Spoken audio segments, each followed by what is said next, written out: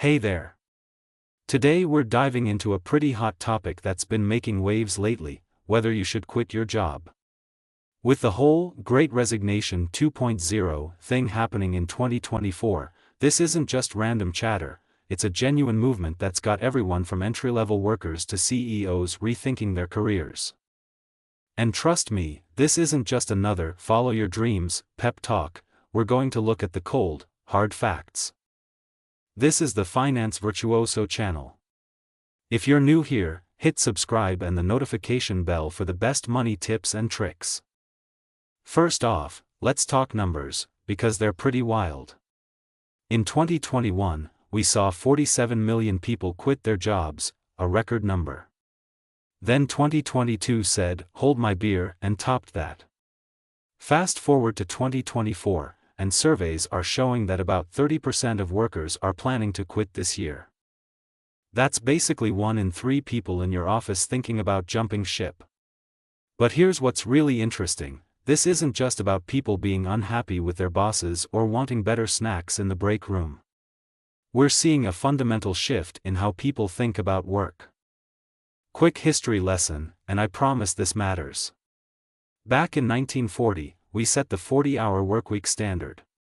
Since then, worker productivity has shot up about 5x thanks to technology. That means you're probably doing the work of 5 1940s employees, but is your paycheck reflecting that? Somewhere in the 1970s, wages and productivity started going their separate ways, kind of like that couple you know who's taking a break. Productivity kept climbing, but wages, well, they've been more like my first attempts at investing, pretty flat. Let's break down why this happened, because it's fascinating and honestly kind of mind-blowing. It all started with the Taft-Hartley Act of 1947, which basically put unions in a chokehold by stopping them from making political donations. Then in 1962, businesses got tax credits for investing in automation, great for productivity, not so great for workers. By 1974, companies were getting encouragement to ship jobs overseas thanks to the Trade Act. And just when workers thought it couldn't get worse, the 1970s hit them with an oil crisis and inflation that would make your head spin. But wait, there's more.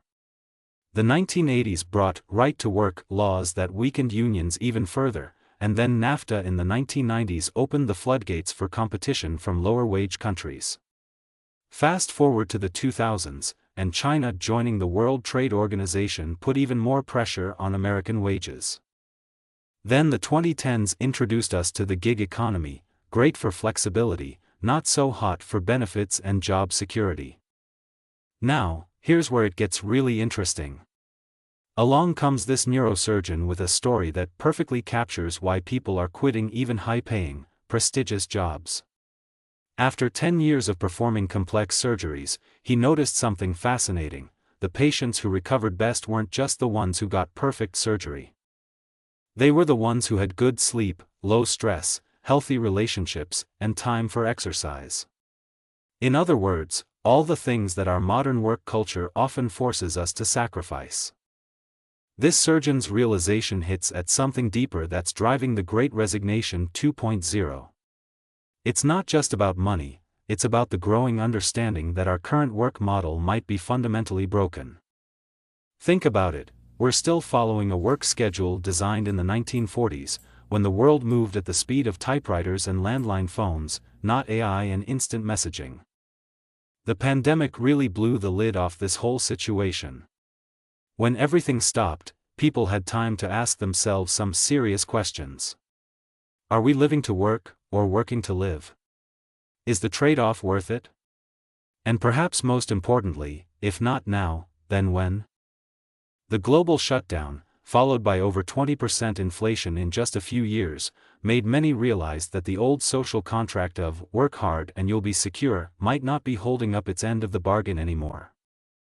Let's talk about what's actually pushing people to quit. According to recent surveys, the top reasons are low pay, lack of advancement opportunities, feeling disrespected at work, childcare issues, and inflexible hours. But here's what's fascinating: these aren't new problems. What's new is people's willingness to do something about them. The younger generation, particularly those between 18 and 34, are leading this charge. They're looking at the outcomes of previous generations and saying, there has to be a better way. So, should you quit your job? Well, here's where we need to get practical. Studies show that switching jobs every 2 to 3 years is actually the fastest way to grow your income. But, and this is a big but, you need to be strategic about it. First, you need that emergency fund, 6 to 12 months of expenses, including all those subscriptions you pretend you don't have. You need to research your market value, understand your skills, and have a clear plan for what's next. But here's what people often forget to consider: your mental wealth. Yeah, I just made that term up, but stick with me. What's the cost of staying in a job that's draining your energy, creativity, and joy? Sometimes the highest price we pay isn't showing up in our bank statement. Think about the neurosurgeon. He realized he was trading not just his time, but his health and potentially years of his life for his career. We also need to talk about something that often gets overlooked: the changing nature of work itself. With AI and automation accelerating, the skills that are valuable today might not be tomorrow. This means the traditional idea of climbing the corporate ladder might be less relevant than building a diverse skill set and staying adaptable. It's not just about quitting a job, it's about positioning yourself for the future of work. Here's another crucial point: the relationship between companies and employees has fundamentally changed. The days of staying with one company for 30 years and getting a gold watch are pretty much over. Companies have shifted towards maximizing shareholder value over worker well-being, and workers are responding by prioritizing their own interests. It's not selfish, it's survival. The bottom line? If you're thinking about quitting, you're not alone. But don't just quit, strategize. Think about what you're moving toward, not just what you're moving away from.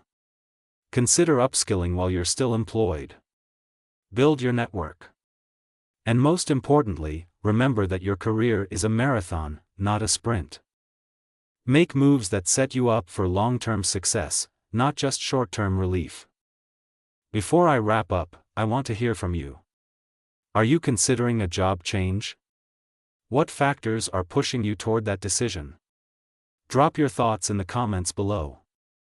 And if you found this helpful, don't forget to hit that like button and subscribe for more content about personal finance and career development. Thanks for watching, and I'll see you in the next video.